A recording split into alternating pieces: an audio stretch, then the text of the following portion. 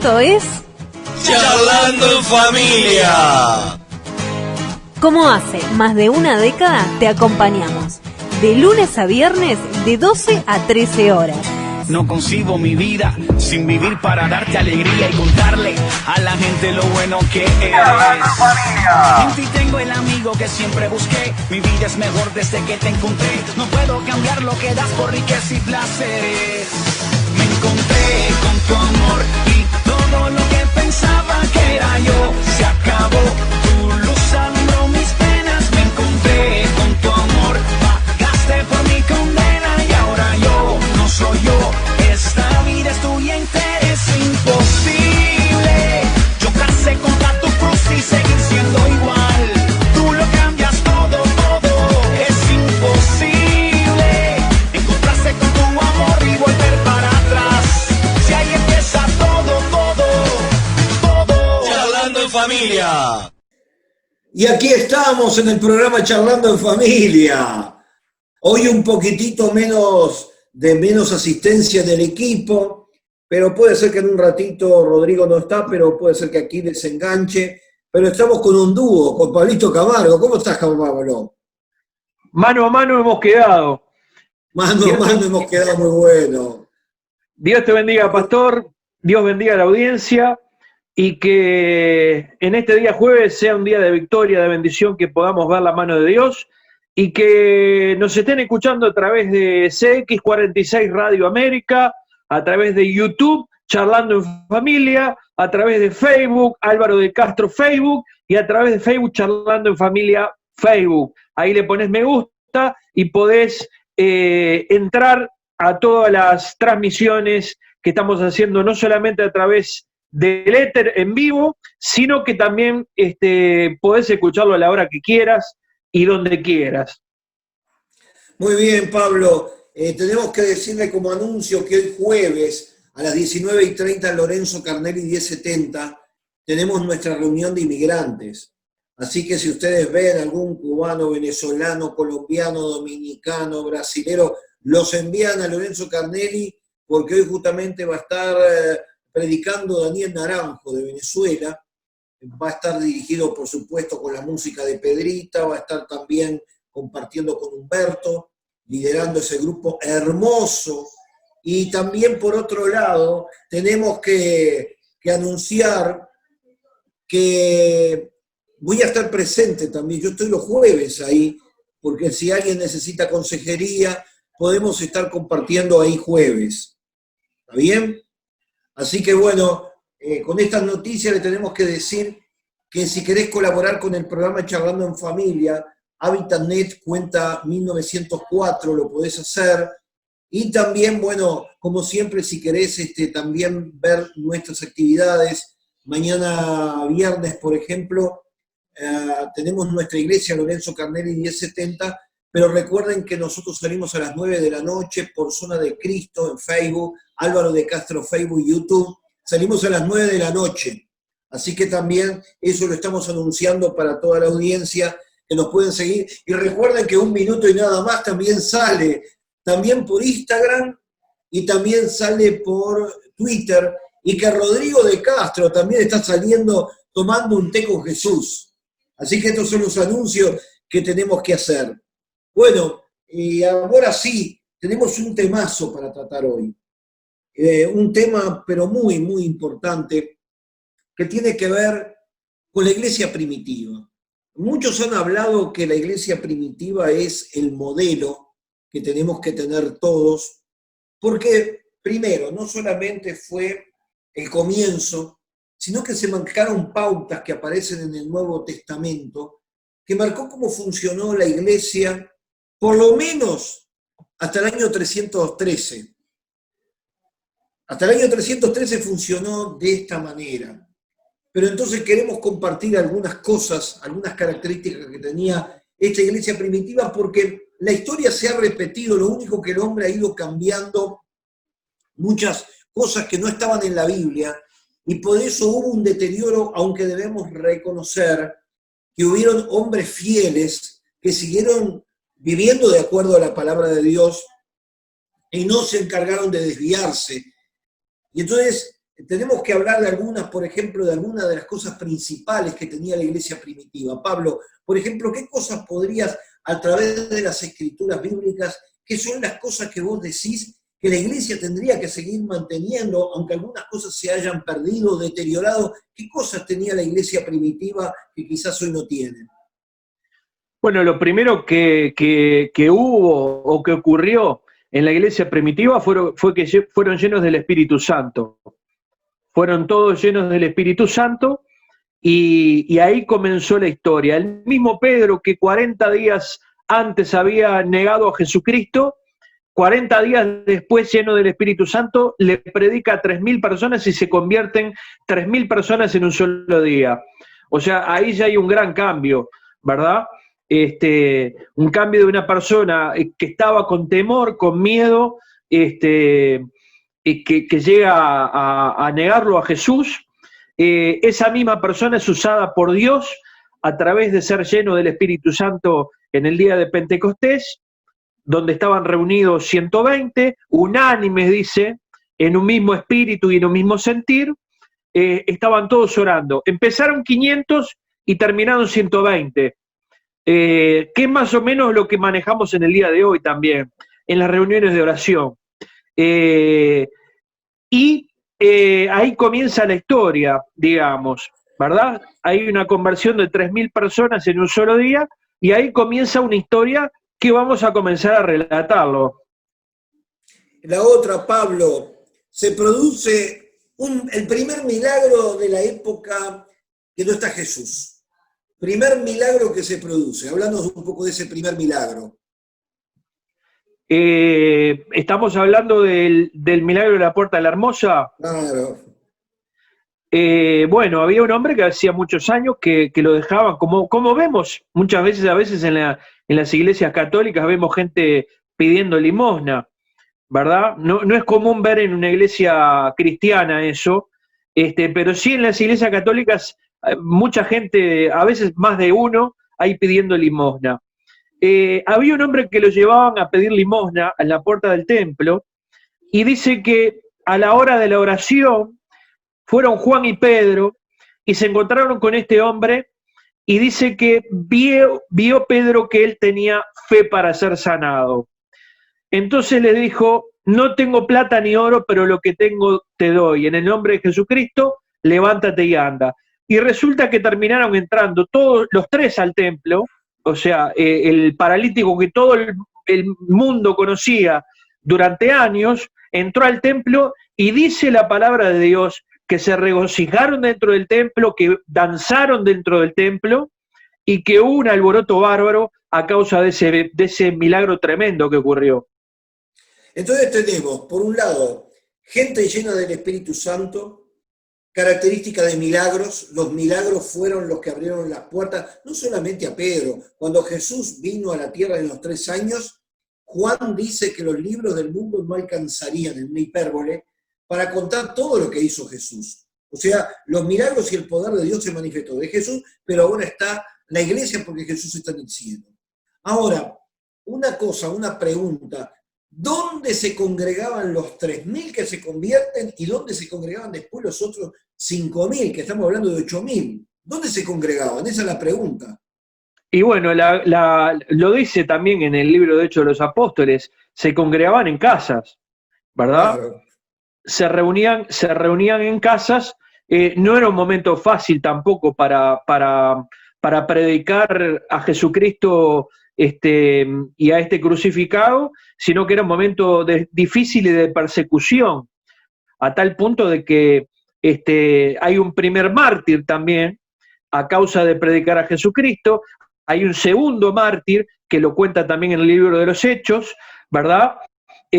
Uno muerto a pedradas y en el cual había otro personaje que después va a ser fundamental en el libro de los Hechos, pero peleando del otro bando. Y también en el segundo mártir es muerto a filo de espada por predicar el Evangelio. Entonces, la iglesia tenía persecución, pero se reunían en hogares. Intentaron reunirse en el templo, pero no los dejaban. Entonces utilizaban el pórtico, la entrada, es como que dijeran, se reunían toda la gente en la puerta del templo de la iglesia, pero no los dejaban entrar, entonces esa multitud empezaron a reunirse en ese lugar. Pero hay un hecho muy importante que hay que entender, que cuando Jesús entra triunfalmente en el comienzo de la Semana Santa y va bajando por el Monte de los Olivos y está llegando, y cuando ven en Jerusalén lo hermoso que era, los discípulos le dicen, mirá qué edificios.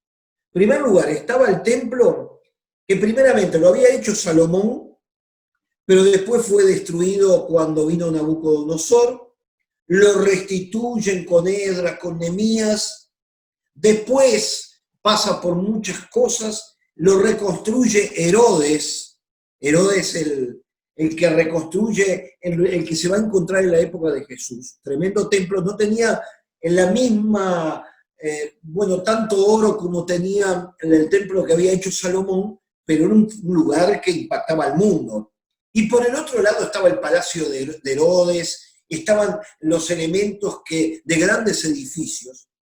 Y cuando le señalan eso asombrados, esta gente de Galilea, Jesús le dice, no va a quedar piedra sobre piedra de este lugar. Yo me imagino el bajón.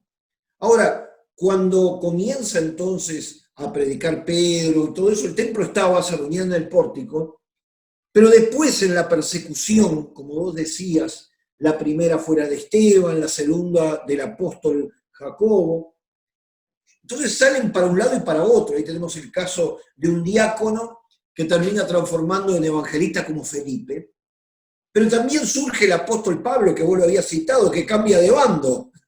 De enemigo pasa a ser parte de ese gran poder de la iglesia. Y comienza a predicar y se va por lo que hoy es Turquía, el Asia Menor, después se va a Grecia y termina en Roma. Ahora la pregunta era, ¿dónde se congregaban las multitudes que se convertían con Pablo? Pregunta, Pablo, vos también, porque vos sos Pablo. Bueno, comienzan a congregarse primero en lugares públicos y después en casas. Recordamos que Pablo en sus cartas nombra varias de esas casas. Una casa famosa es la de Priscila, ¿verdad? Que la nombra primero que a su esposo Aquilas. No sé por qué, pero... claro. Para mí es así, pero nombra primero a la iglesia que está en la casa de Priscila y Aquila. Y comienzan a abrirse iglesias, ¿verdad? Se comienza a abrir la iglesia de Éfeso, la iglesia de Filipos, la iglesia de Colosas. Se comienzan a abrir lugares en los cuales se predica el evangelio y en los cuales también el apóstol Pablo nombra a los que están encargados de esas obras, ¿verdad? Uno de ellos, su discípulo Timoteo, Tito, son personajes clave de la iglesia primitiva. Hombres que también fueron usados tremendamente, Pablo en primer lugar, usado tremendamente para hacer milagros. En el caso de Pedro aparece hasta cierto punto, hasta el capítulo 8, creo, o 7 de Hechos de los Apóstoles. Después desaparece porque el que escribe el libro de Hechos de los Apóstoles, que es Lucas, se pega, el médico amado, se pega a Pablo, entonces empieza a contar la historia desde ahí para adelante, ¿verdad? Pero habla, por ejemplo, Lucas llega a hablar y a decir de que aún sacaban los enfermos a las calles para que aún la sombra de Pedro, dice, sanara a los enfermos. Yo me imagino qué tremendo que sería cómo Dios se movía en ese momento, a tal punto de que la sombra misma de una persona sanara a un enfermo que estaba al costado del camino. La sombra lo tocaba y era sanado, ¿verdad? Las formas misteriosas que Dios usa para hacer milagros, prodigios y maravillas y para glorificarse. Le damos la bienvenida a Aquiles, que ya se reintegró al equipo. Aquiles, Dios te bendiga mucho. Hola Álvaro, hola Pablo. Aquiles. Bueno, seguimos entonces tocando este tema. Después, al final de este primer bloque, aquí les va a dar los anuncios. Ya le dimos algunos, pero vamos a dar los anuncios aquí, que viene también para el fin de semana.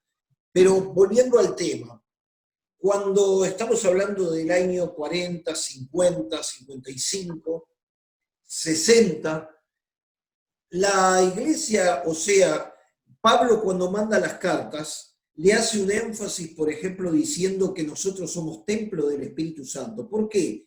Porque no había posibilidad de tener un templo ni en Grecia, ni en Roma, ni en ningún lugar, porque los que tenían templos era la religión oficial del imperio, que era el paganismo, los adoradores de Hércules, de todos esos, de Atenea en Grecia.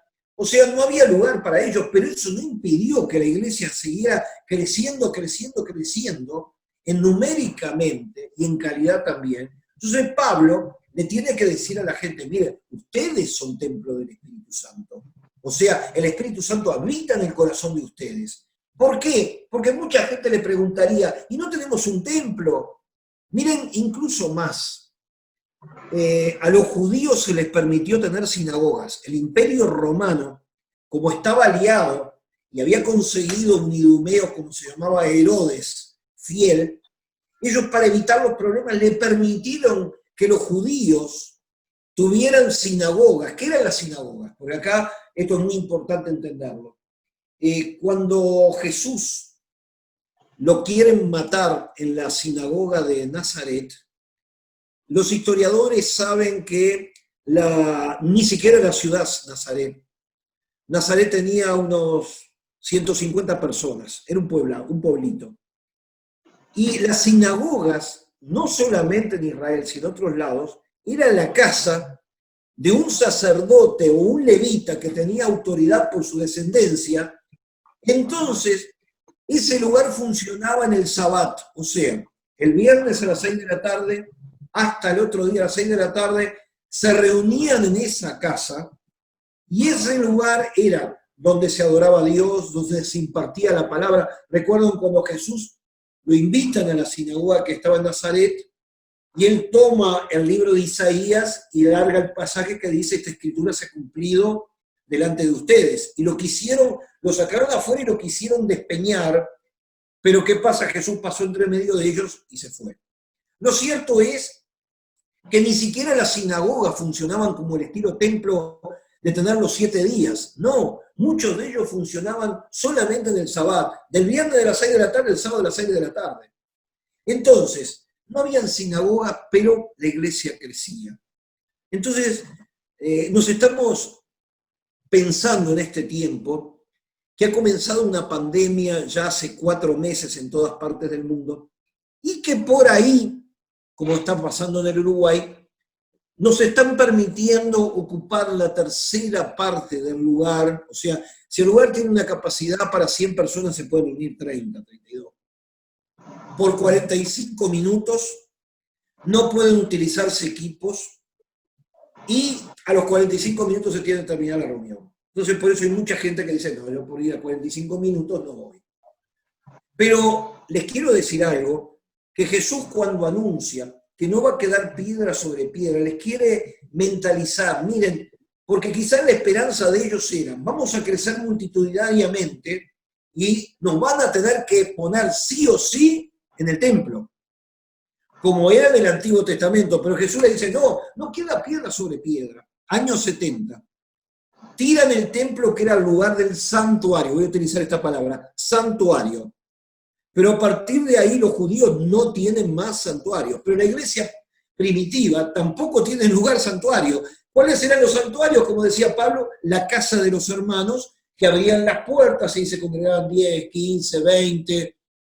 Puede ser una casa grande y alta donde Pablo disertaba hasta largas horas y del piso de arriba se cayó un muchacho y lo tuvo que resucitar. Pero eran casas. Entonces, estoy lanzando un mensaje muy importante en este tiempo, que después del encierro se viene el avivamiento. Fíjense, cuando Jesús lo matan, los discípulos, los famosos, los apóstoles que vieron todos los milagros, estaban encerraditos con miedo en la casa. Después de eso, se reúnen durante 10 días, después de 40 días, donde incluso Pedro se vuelve con algunos de los discípulos para Galilea. Después tienen que volver a Jerusalén y están 10 días reunidos, no en el templo, sino en un lugar que se llamaba el Aposento Alto, que sería un lugar grande porque albergó a 120 personas. Pero a partir de ese momento, cuando son llenos del Espíritu Santo, no tienen lugar donde reunirse, ni siquiera en ese aposento alto.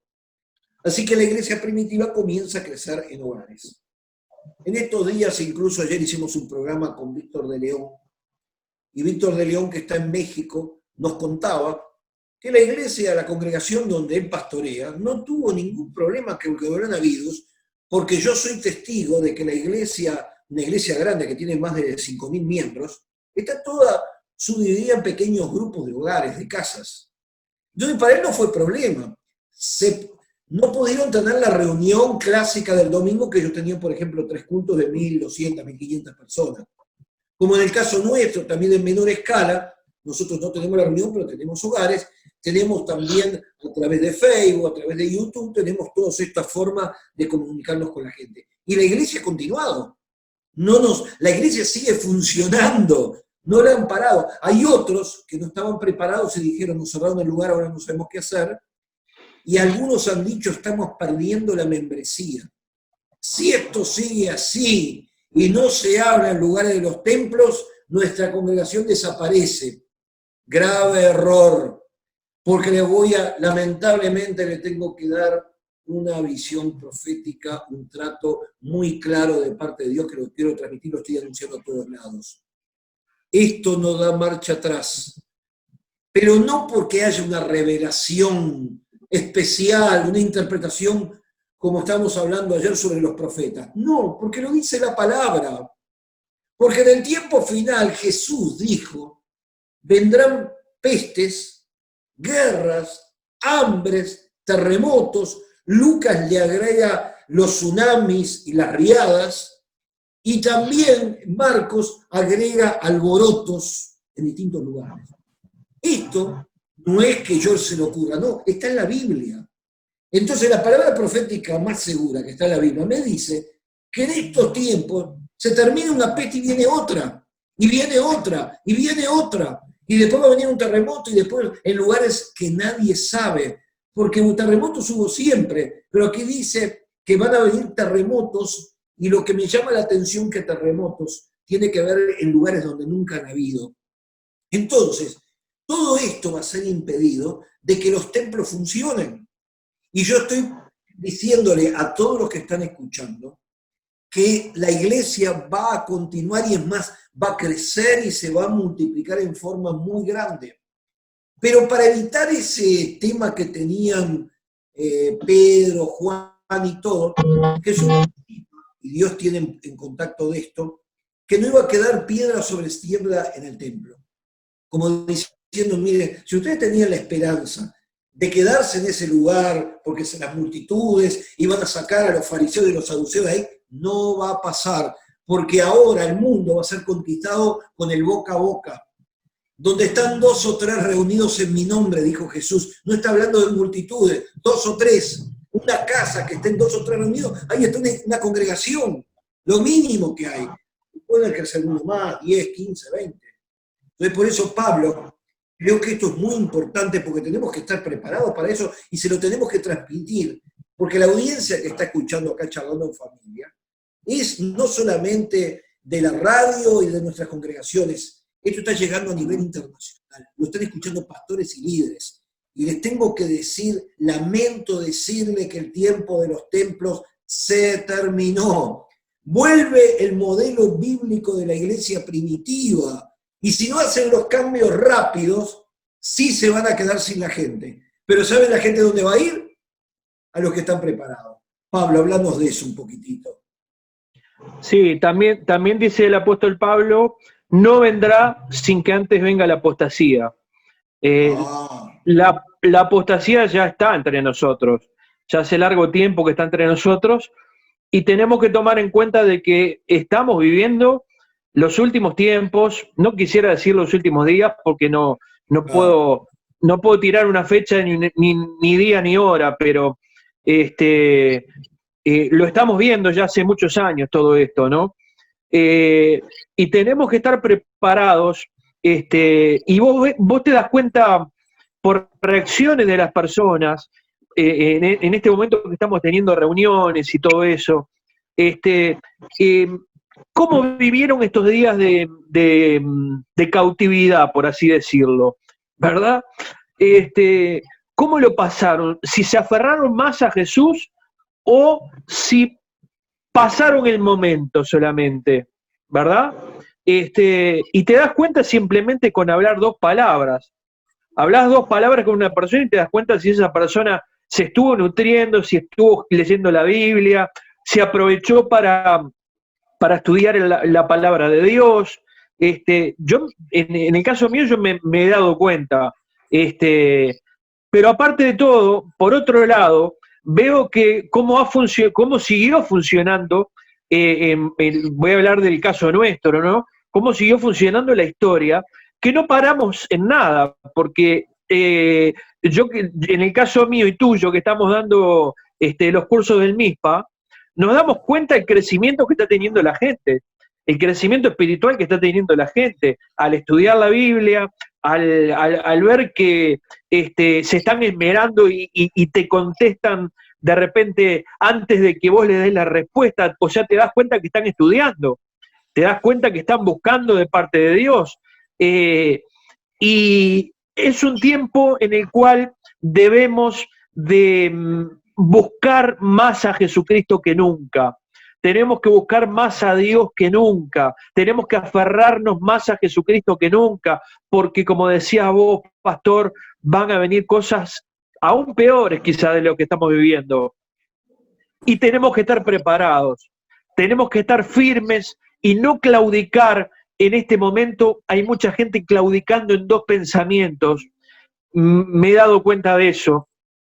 Hay mucha gente que no le ve la parte espiritual a esto, sino que miran por otro lado, ¿verdad? Miran por otro lado. Si bien fuimos en un comienzo bombardeados por una cantidad de cosas, de noticias, de gente que hablaba, de gente que daba sus opiniones en cuanto a lo que estamos viviendo, ¿verdad? Pero una persona que está siendo guiada por el Espíritu Santo y por la palabra de Dios, también se está dando cuenta de que esto está siendo permitido por Dios.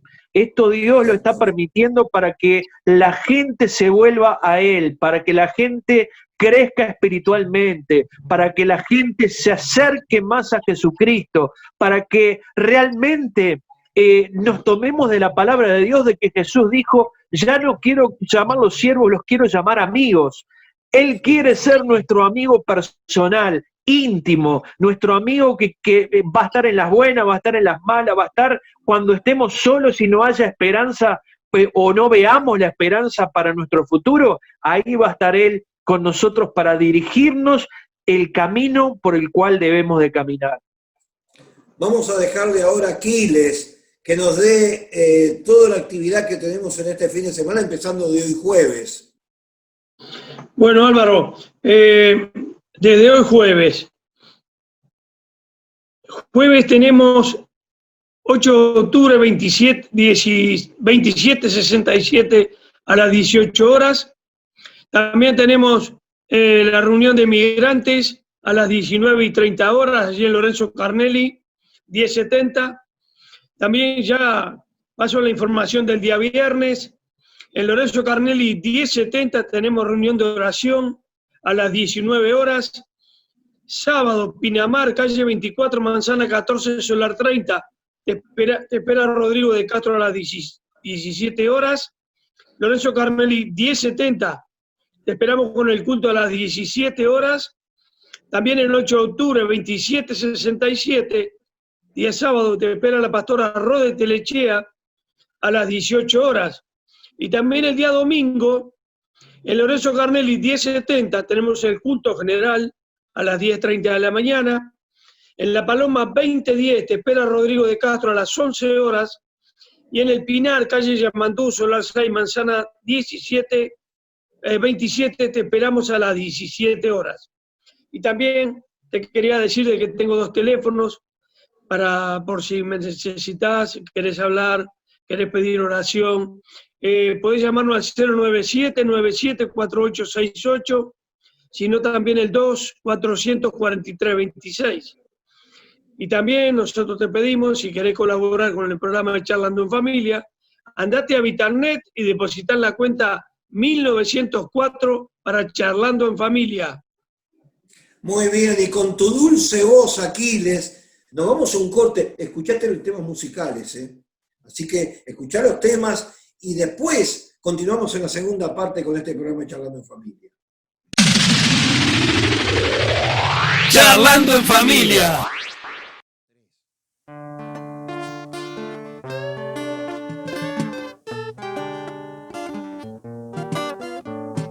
He de presentarte aquí una luz a tu vivir. Su mensaje simple es, se basa solo en el amor. No precisas instrucción, solo se te pide fe. Y a través de esta fe te presentaré a Él. Él es mi amigo fiel desde que me alumbró en la triste oscuridad del cotidiano vivir. Jesús es su nombre, está aquí, te lo presento. Está vivo en estas notas y en el mensaje de estos versos. Jesús es su nombre, está aquí, te lo presento. Está vivo en estas notas y en el mensaje de estos versos. Todo aquel que cree en Él verá la salvación. Mira cuán sencillo es confesar al Creador que Cristo en la cruz murió para dar posteridad y darnos la potestad de ser hijos de Dios. Nombre sobre nombre, ni quien pueda igualar. Tan hermoso acontecer, debe siempre recordar. Jesús es su nombre, está aquí, te lo presento. Está vivo en estas notas y en el mensaje de estos versos. Jesús es su nombre, está aquí, te lo presento. Está vivo en estas notas y en el mensaje de estos versos.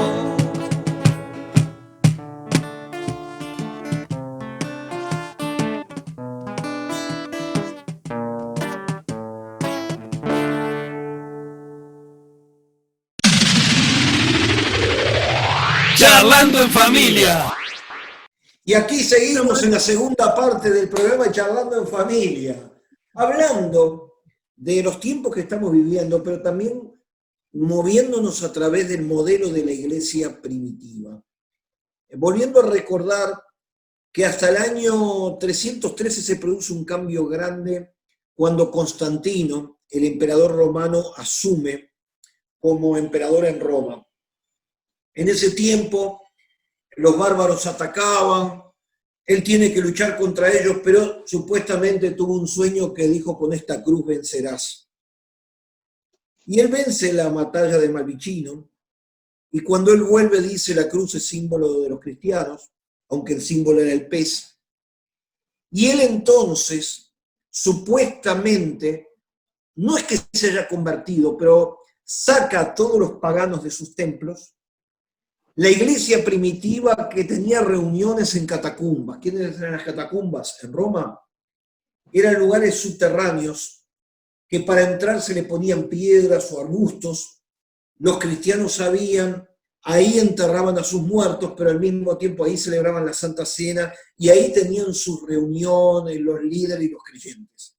Hay varios lugares a 8, 10, 15 kilómetros de Roma, que hoy día se puede ir, en donde los cristianos se reunían, pero fundamentalmente los hermanos se reunían en casas. Y yo quiero tocar dos ejemplos muy importantes de hoy tiempo. Hay una iglesia que no tiene posibilidad de tener templos, que es la iglesia en China.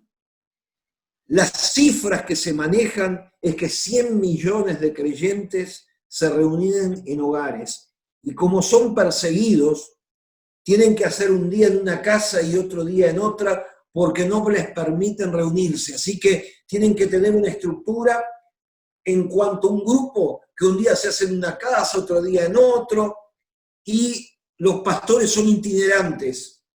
Un día están en una ciudad, otro día están en otro pueblo. ¿Y por qué? Porque si no los matan o los meten preso. Y en la iglesia, fíjense, no hay en ningún país que tenga 100 millones de creyentes comprometidos. Nos vamos a África por una cuestión de economía. Muy pocos son los lugares que tienen posibilidad de templos. De hecho, muchos países no tienen permitido porque son musulmanes. Pero hemos visto que las iglesias se reúnen en los campos, abajo de árboles, porque como hay temperaturas muy altas, el otro día estaba viendo la foto de una congregación que tiene 3.000 miembros, donde están debajo de árboles que le permiten la sombra, y ahí tienen sus reuniones. Y la forma que cantan, ¿no? Es impresionante, cantan 2 horas sin parar, y tienen reuniones de 3, 4 horas en el medio del campo. ¿Por qué? Porque no tienen posibilidad de hacer un templo, porque no hay dinero para hacer 3.000, pero la iglesia sigue funcionando. Esto está pasando en África. Entonces, uno de los problemas grandes que hemos tenido en los últimos tiempos era el famoso tema del santuario. Recordemos, la iglesia del 320, 330 en adelante va tomando los lugares que los paganos se les sacaron. Entonces, uno de los templos principales dedicados al dios Vaticanus va a ser el que le van a entregar y le van a poner después el templo de Pedro. Le cambian los nombres. El templo de Juan, el templo de Pedro, le cambian los nombres de los dioses que tenían en aquella época. Y entonces los cultos cambian radicalmente y se empiezan a ubicar en templos donde comienzan con una liturgia diferente, y ahí justamente es donde nace la Iglesia Católica, con Constantino.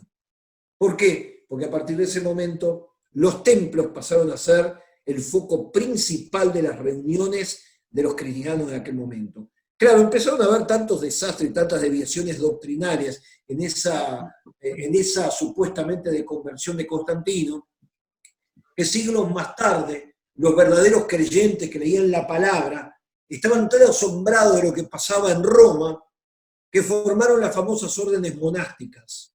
Ahí tenemos, por ejemplo, uno de los que yo admiro enormemente, que fue San Francisco de Asís.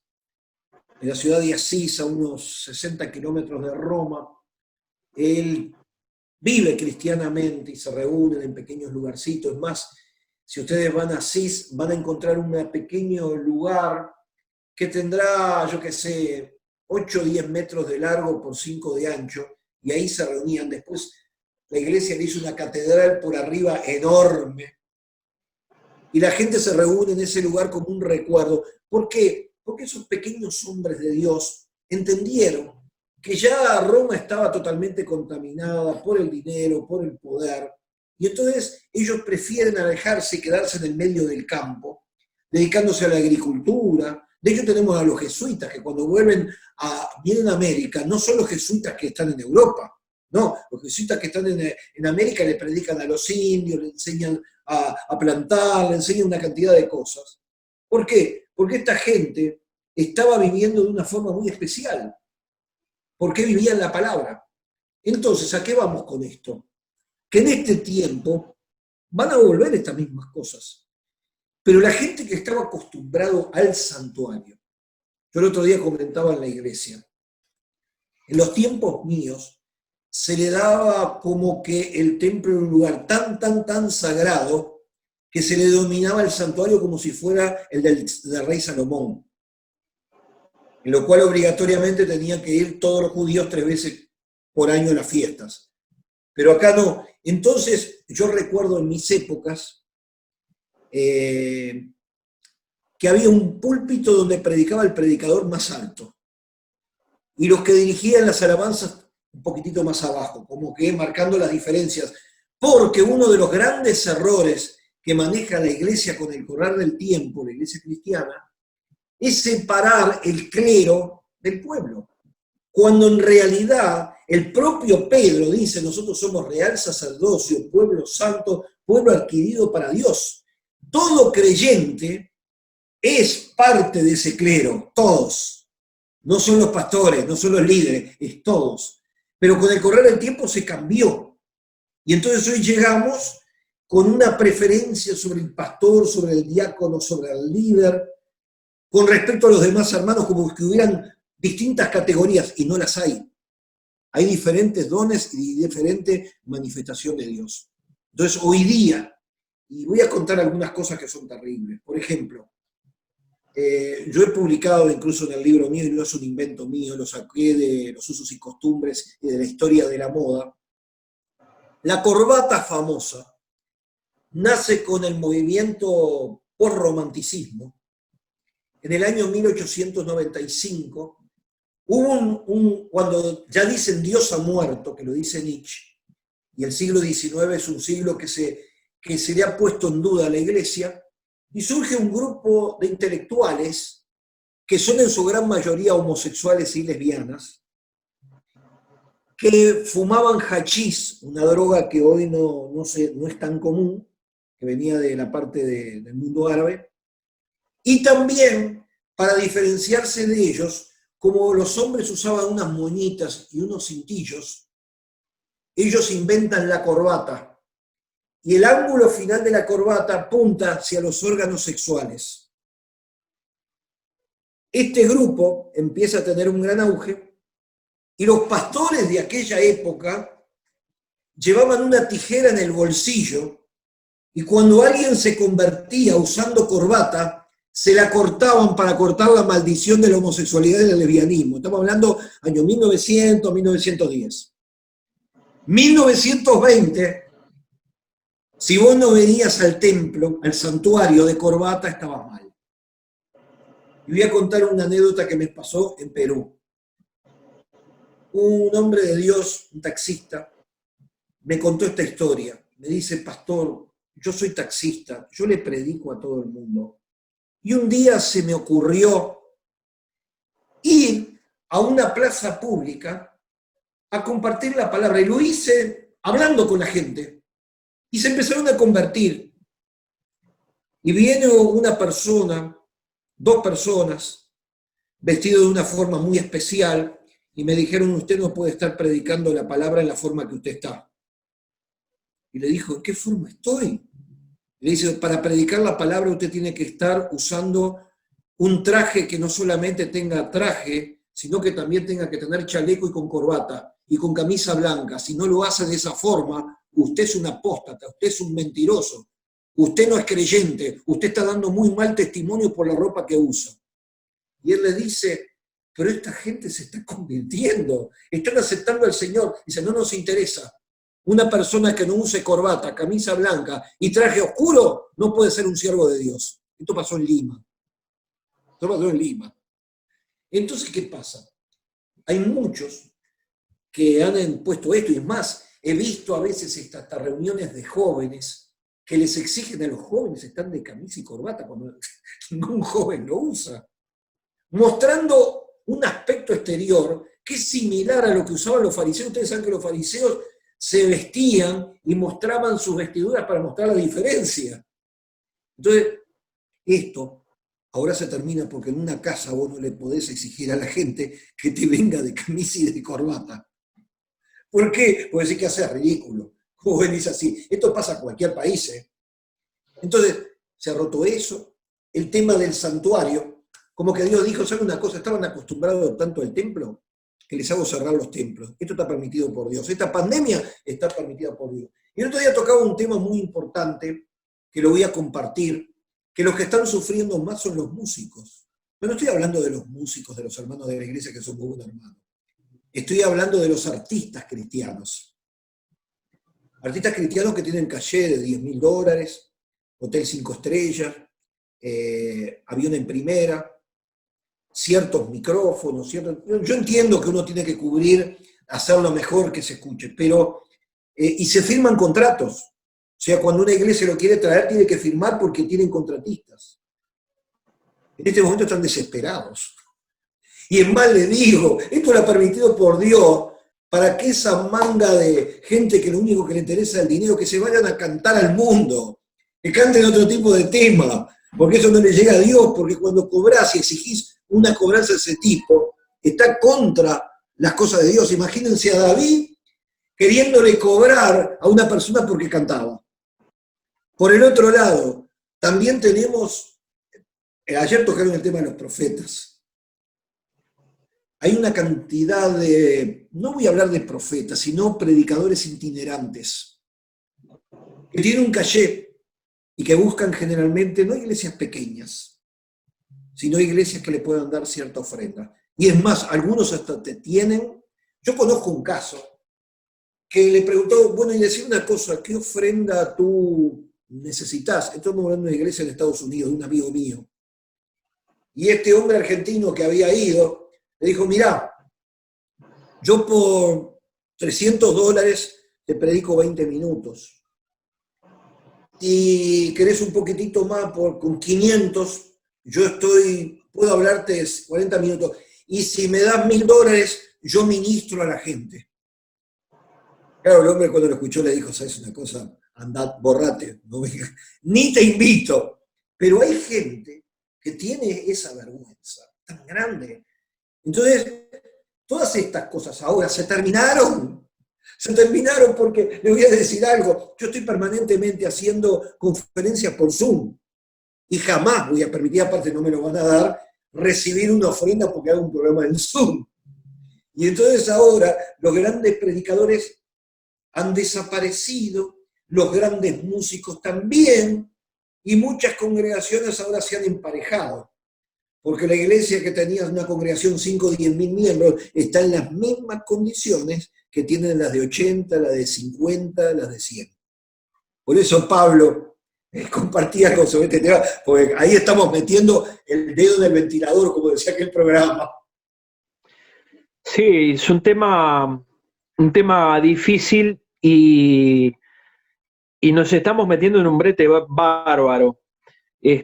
Para empezar, la primera patada que le voy a pegar al tablero, siguiendo la línea que venías hablando sobre Constantino, el primer gran error es la iglesia haciendo juntas con políticos. Chao. Ahí empezó la debacle de la iglesia primitiva, por así decirlo. Cuando Constantino le da el poder político, cuando le dice maneje la economía, el poder y hasta el ejército. Es tremendo, y ahí comienza la historia. Y no nos damos cuenta que 2000 años después, está empezando a ocurrir lo mismo en el mundo. En el mundo. Yo ya lo he hablado esto, pero quisiera que me mostrara en la Biblia a los apóstoles haciendo campaña política para alguien. O levantándose en contra del poder que lo gobernaba en ese momento, que era un imperio, ¿no? Bueno, eso por un lado. Y después, esto viene hace largo rato. Yo vi un video de un cantante famoso, que se puede buscar en YouTube, está en YouTube, de hecho.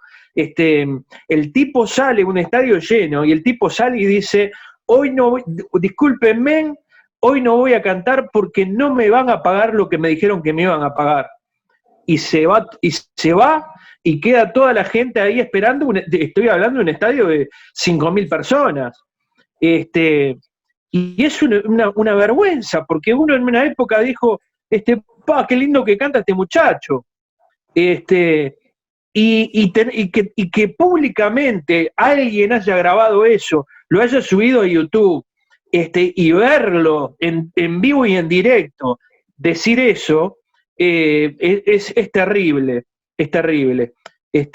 A veces no nos damos cuenta realmente las cosas que está viviendo la gente y las cosas que están pasando en el mundo entero en cuanto a eso.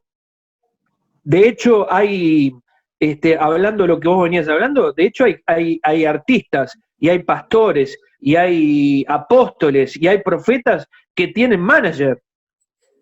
Sí, contratistas, manager, sí. Claro, tienen manager. Entonces vos no podés hablar con ellos directamente, tenés que hablar con el manager, que es el que te da el precio de lo que te van a cobrar, y lo que te va a salir el evento. Ahora, yo pienso que cuando alguien trae mucha gente de afuera, es porque él no tiene nada para dar. ¿Viste? Eso es lo que yo creo y eso es lo que yo pienso.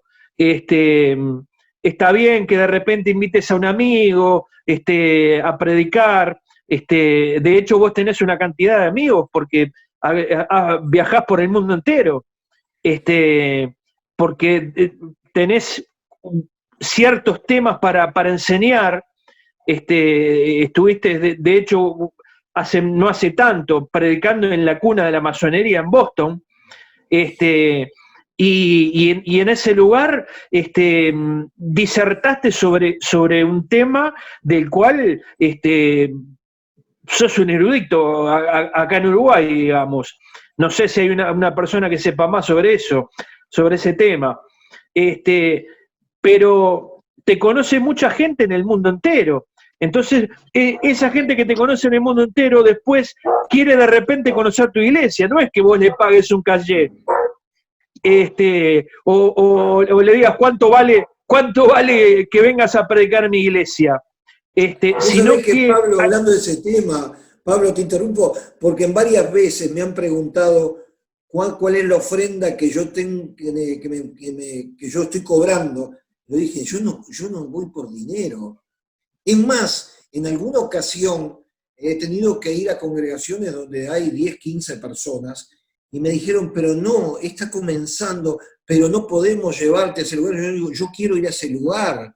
¿Por qué? Porque no es una cuestión de dinero ni aparte de multitudes, porque hay muchos que utilizan el tema sacarse una foto, mirá donde estuve predicando, te aparecen todos los lugares grandes, y eso es tipo artista, y nosotros no somos artistas.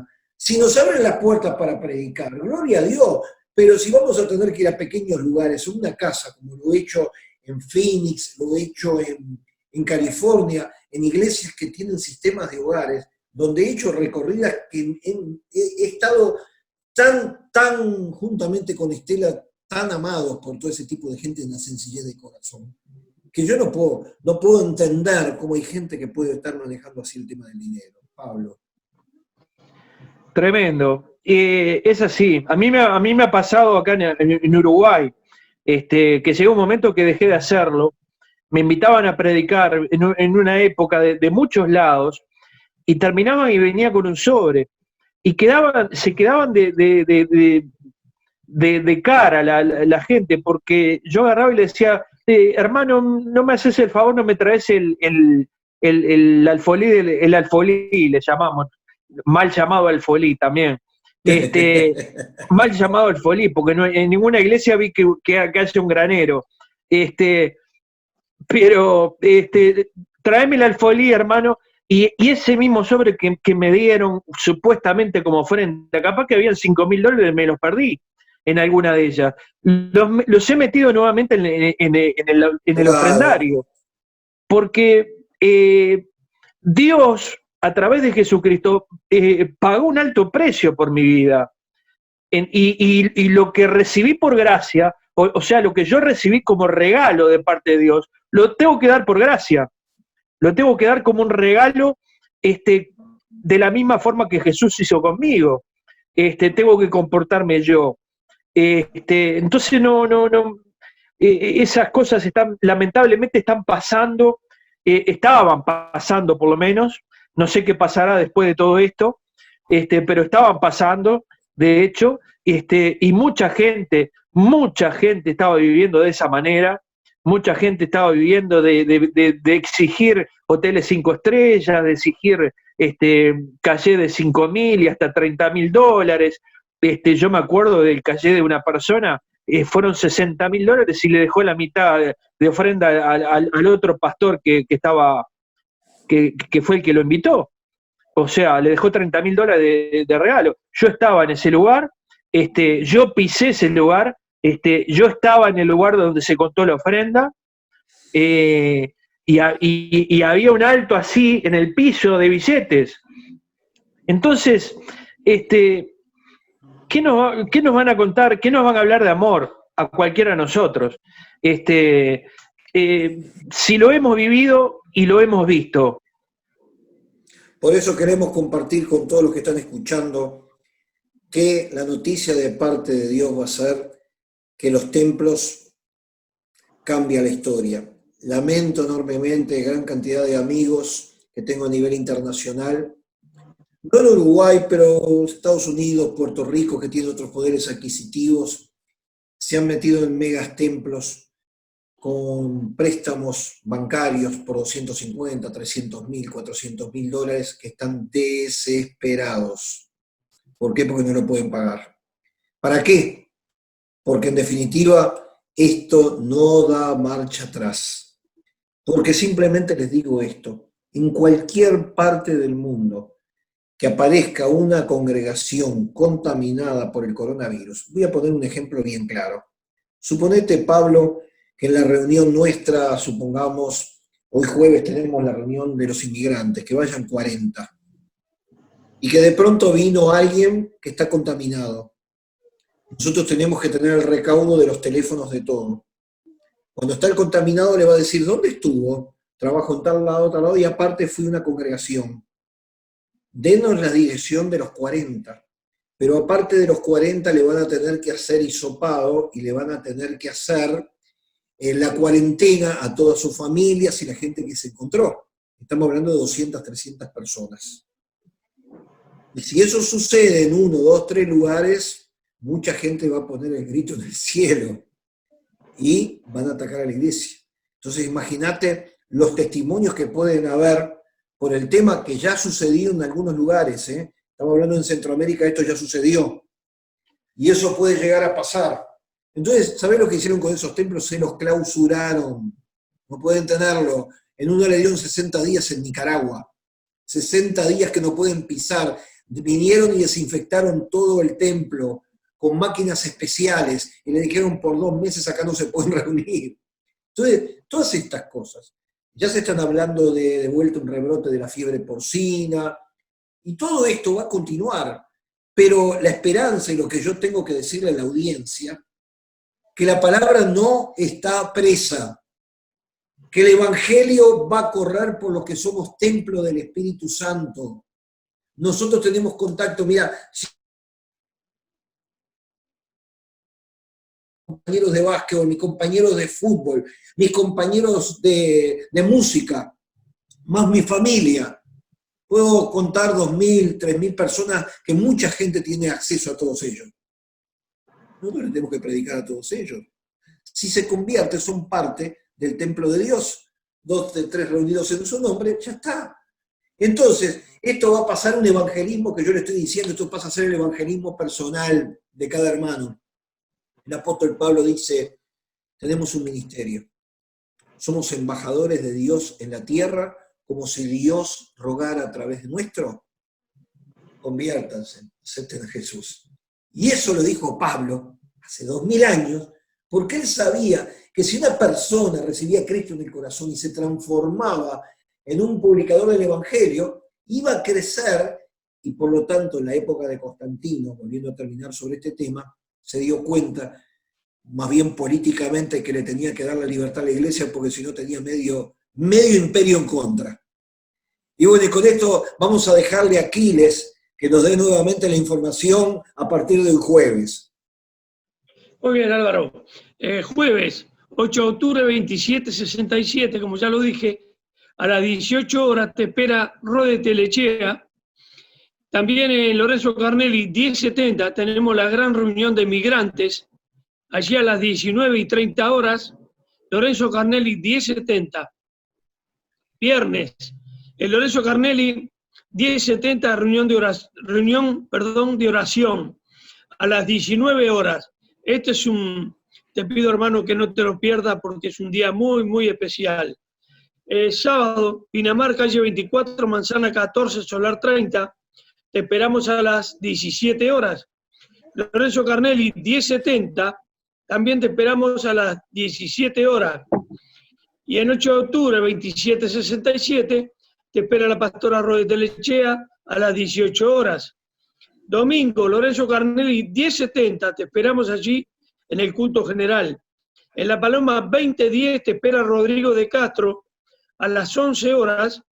Y en el Pinar, calle Yamandú, Solar 6, Manzana 27, te esperamos a las 17 horas. También quiero decirte de que tengo 2 teléfonos, que uno es el 097-974868, el otro es 2443-26, y también te digo que si querés colaborar con el programa de Charlando en Familia, andate a Vitalnet y depositar la cuenta 1904. Muy bien. Y si querés escuchar este programa, recordá, está colgado ahí en YouTube, está en Facebook, Zona de Cristo, está Charlando en Familia. Tenemos muchas formas de estar conectados, pero llegó el momento de tener el coro hoy de 3, un trío, que decirle que mañana, a estas mismas horas, Charlando en Familia. Charlando en Familia.